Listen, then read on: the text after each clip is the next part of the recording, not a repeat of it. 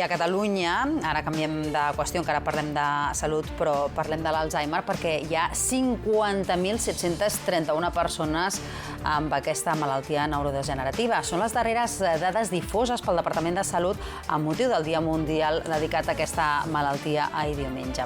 L'any passat es van diagnosticar prop de 9.000 nous casos, van ser el doble de dones que homes i cada vegada més es detecta la neurodegeneració en persones considerades joves, per sota dels 65 anys. A Barcelona, l'Associació de Familiars de Malalts d'Alzheimer ha creat un nou centre especialitzat en aquests pacients. És una informació de la Maite Polo. El nou centre de memòria està pensat per a persones amb símptomes lleus d'Alzheimer, però també per a persones sanes amb la sospita de tenir la malaltia.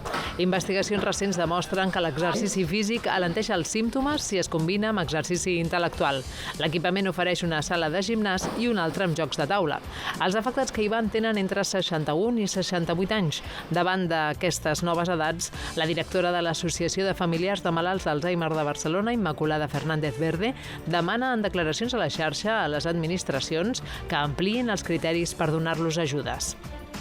A las personas que se les está diagnosticando ahora mismo son personas independientes, que siguen haciendo su vida. Cogen el metro, cogen el autobús, se van a Francia, se van a Egipto de viaje y no somos personas con discapacidad. Sí que llegaremos a ser personas mayores, llegaremos a ser personas dependientes y llegaremos a ser personas con una discapacidad, porque al final no podremos andar o tendremos dificultad para andar, pero ahora no.